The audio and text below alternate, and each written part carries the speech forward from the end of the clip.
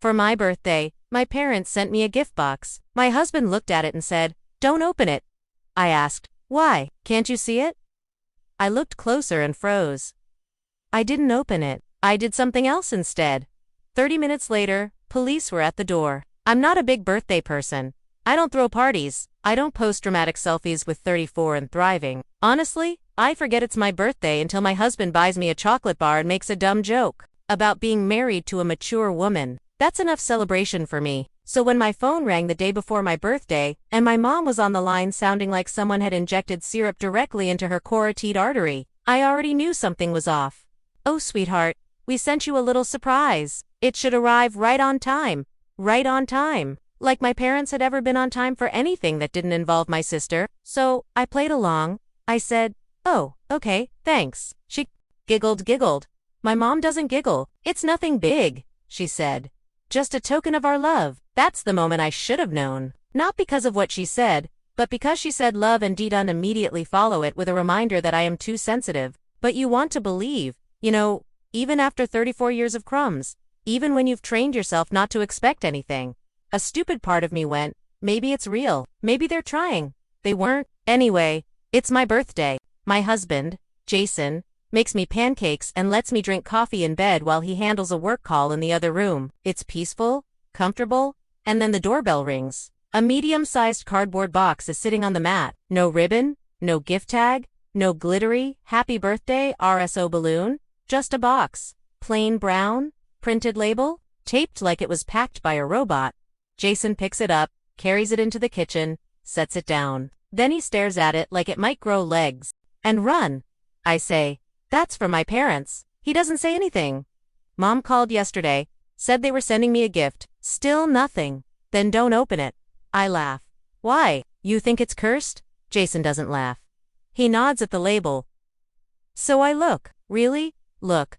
No handwriting anywhere. Not on the label, not inside the seams, just a printed shipping tag with my name and address, the return address, a P.O. box, not their street, not even their city. I start to feel a little cold. Jason steps closer and taps the edge of the box with one finger. "There," he says. "Do you see it?" I lean in. My heart trips. Then it stumbles. Everything inside me goes still.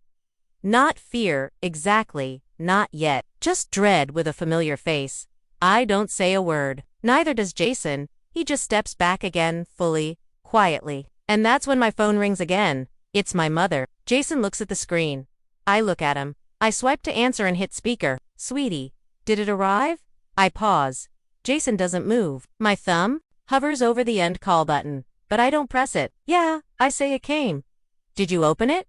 I glance at the box. "Yeah," I lie. "I opened it. It's beautiful. Thank you. Oh, sweetheart, we just wanted to remind you how much we love you. You're a girl. Don't ever forget that." My stomach drops. Because my mom has never said that. Not when I graduated. Not when I got married. Not when I cried on her couch after a miscarriage 2 years ago. Jason looks at me.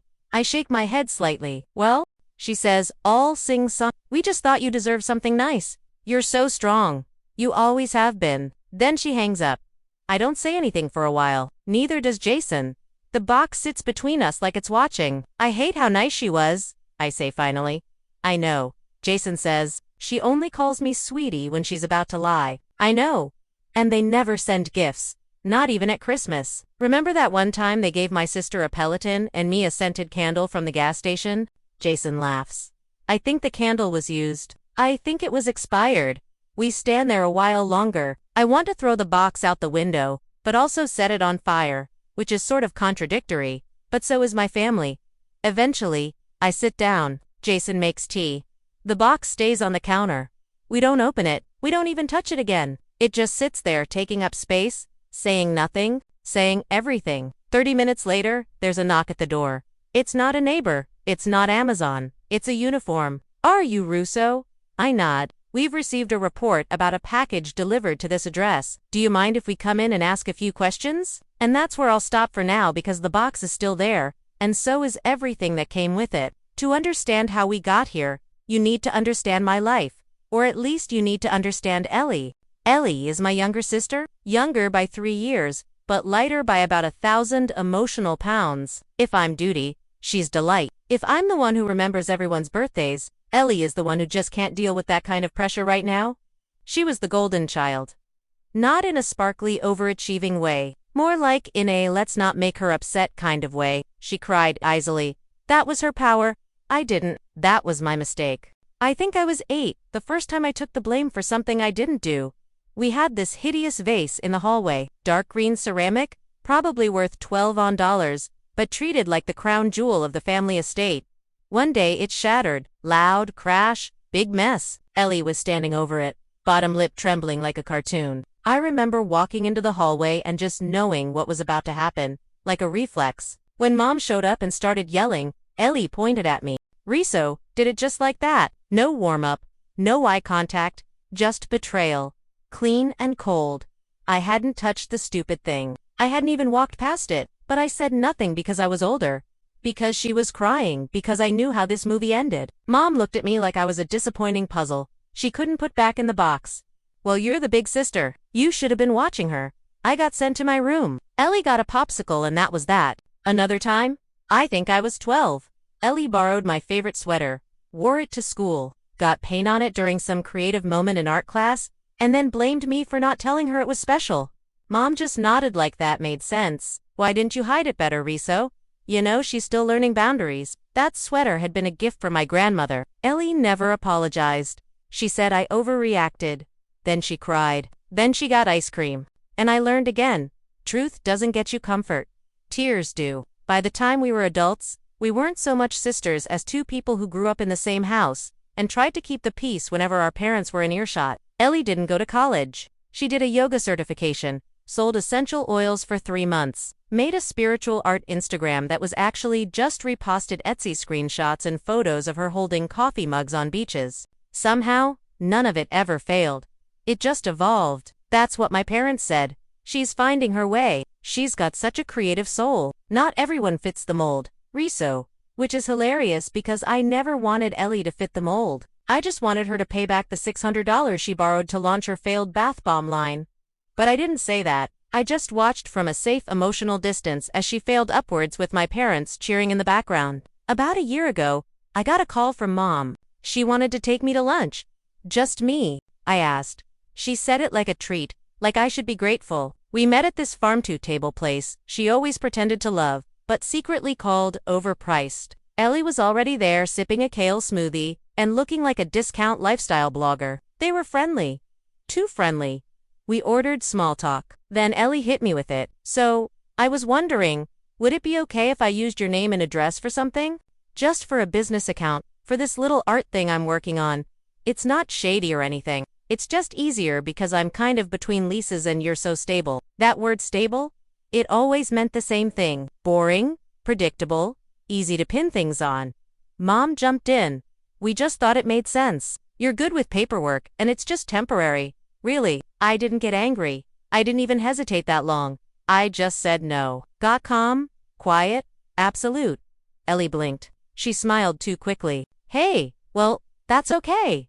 Lunch ended early. After that, the freeze-out started. Not dramatic, just a gradual, colder, drier kind. The Christmas invite got lost. My dad sent a passive-aggressive email about not supporting family projects. Ellie unfollowed me on Instagram. I didn't even notice until a friend pointed it out. I told myself I didn't care, but I did. I think a part of me thought they'd come back around, that they'd respect the boundary, that saying no wouldn't make me the villain. Instead, they just moved on without me, which was honestly fine. Quiet is better than chaos. And I've built a pretty peaceful life. A quiet house, a kind husband, no one screaming, no one crying on command, no vases smashed in the hallway. But when that box landed on my doorstep on my birthday of all days, something in me knew. This wasn't random. They weren't being kind, they were being careful. Jason tapped the edge of the box. There? Do you see it? I leaned in.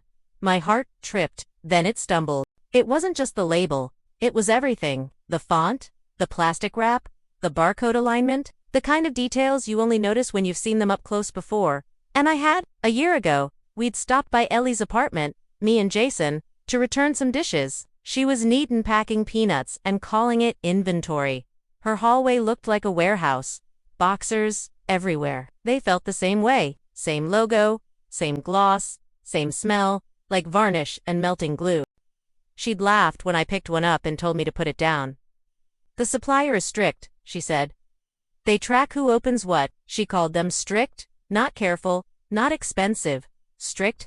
And now that same supplier had sent a box to me directly with my name on it, not repackaged, not recycled, a new label, new seal, new box from them to me.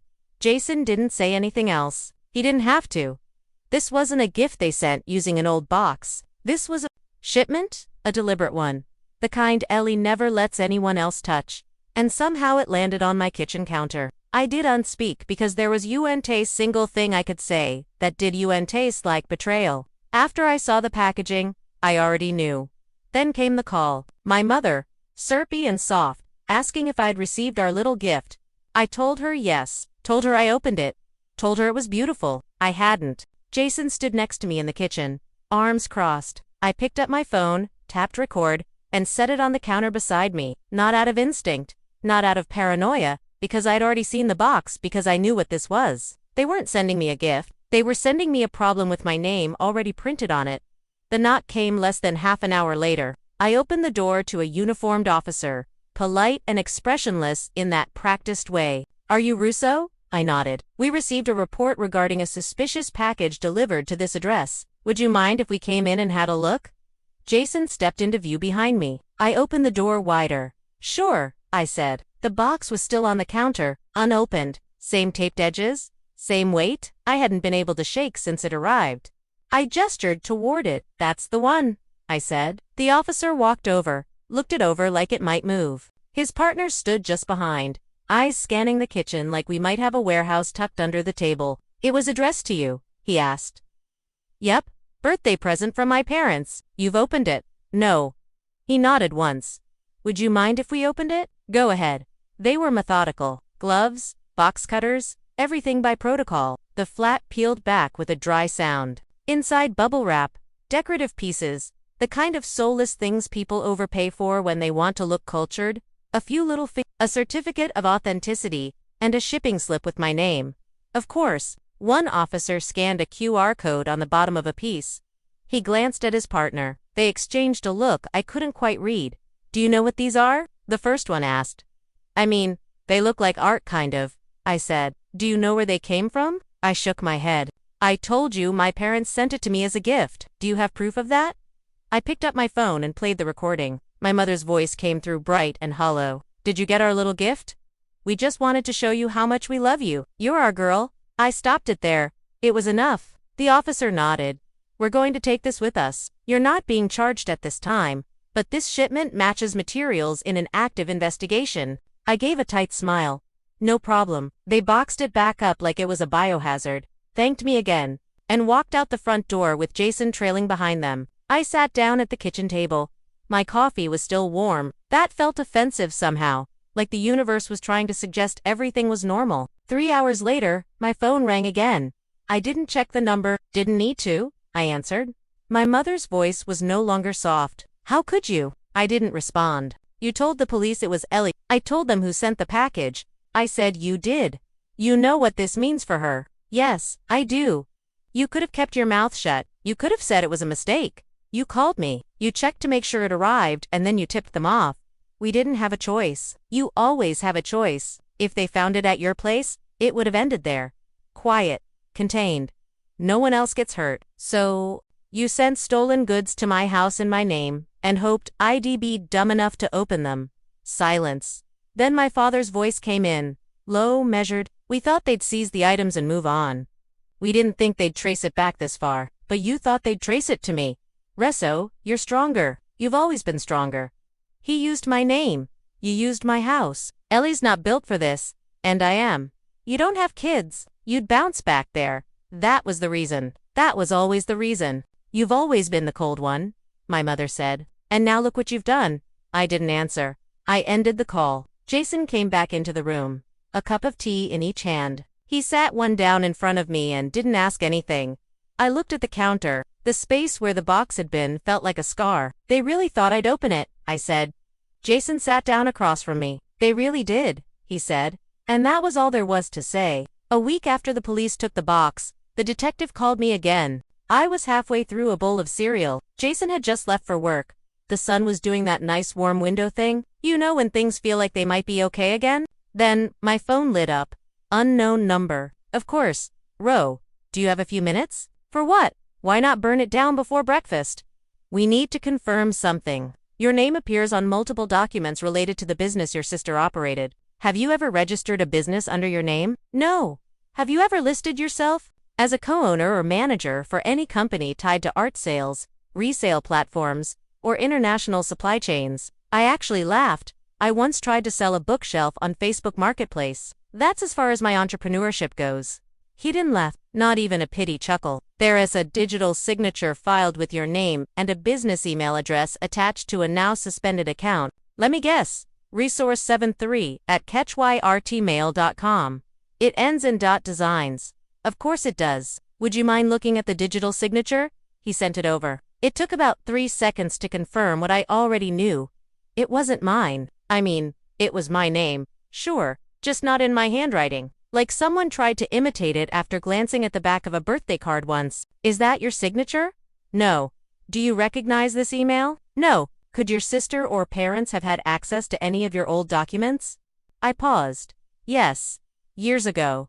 Tax stuff. ID copies. I used to trust them. That was the last time I said that sentence out loud. Past tense and everything. He walked me through what they'd found or tried to. Anyway, my brain turned some of it into static. A business license filed under my name. My old address listed as the official return center. Digital trail pointing back to Ellie's devices. Supplier contracts. Payment links. And a full-blown fake email account pretending to be me. You've technically been listed as a silent partner for over a year, he said. I wanted to say something sharp.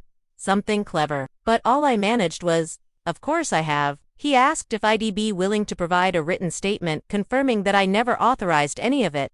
I said yes. I sent it over that afternoon. I even included a copy of my actual signature for comparison, just in case anyone needed help playing spot the fraud. He thanked me for my cooperation and said they'd follow up if they had further questions. That was it. He didn't tell me what would happen next. He didn't say Ellie's name again. Didn't say the word charges. Didn't promise justice. He just thanked me and hung up, which, to be honest, felt more honest than anything else I'd heard in months. After that, there was nothing. For a while, no calls, no questions, just quiet, like the world went into buffering. I figured either everything was happening behind the scenes, or nothing was. And both were equally terrifying. And then it all moved at once. Ellie's charges. Wire fraud, identity, theft, business fraud, import-export violations, and being the world's neediest sibling? Okay, I added that last one in my head. She pled out, obviously. 2 years probation, a fine the size of a new car, no business license until halfway to menopause. My parents' charges, conspiracy, aiding, and abetting, pretending they were too naive to know what a scam looked like. They pled guilty, suspended sentence, community service, fines, their names in the public record. No hiding behind we're just her parents anymore. I didn't go to the hearing. I didn't need to see Ellie cry in a beige cardigan, while my mother squeezed her hand like she was the one on trial for being a misunderstood genius. But I read the transcript. My name was mentioned 12 times. No apologies, not once. Then, because life apparently still had jokes left to tell, they asked to meet, no Ellie this time, just the two of them. A peace talk over burnt coffee. They picked a cafe near the courthouse. I showed up 10 minutes late and ordered the most overpriced pastry on the menu just to make a point. They were already seated. My mother looked like she was trying to figure out what expression would make me feel guilty. I didn't sit right away. We didn't know she used your name, she said. You didn't ask either. She said it was just for shipping. Yeah, because that's how fraud works. You just ship it somewhere new and hope no one asks questions. My dad cleared his throat. Always his favorite move when logic runs out. We thought it was just temporary. She said you wouldn't mind. She also said I'd open the package. Remember, turns out she says a lot of things. We didn't think it would go this far. You mean you didn't think you'd get caught? They both went quiet. Then my mom went for the jugular. You've always been stronger, Russo. You don't have kids. You don't have anyone relying on you. We thought you'd be able to recover. And there it was. The justification, polished, practiced, as if they'd said it to each other 100 times already. You offered me up, I said, Because no one else depends on me. Because you decided my life was easier to lose? That's not what we meant. No, that's exactly what you meant. I wasn't even angry anymore. Just done. I stood up. My coffee was still half full. I didn't take it with me. I hope you both enjoy your community service, I said. Maybe you'll finally learn what real work looks like. That night, I blocked them, deleted every contact, cleared every backup, removed their names from everything that still had an emergency number listed. Gone. Not out of spite, just out of necessity. They don't get access to me anymore. Not even the version they made up. The next morning, Jason brought me coffee. We sat in the kitchen, quiet sunlight pouring in like it belonged to us. You okay? He asked. I sipped. I'm done. He didn't ask. With what? He didn't need to. What do you think? Did I go too far or not far enough?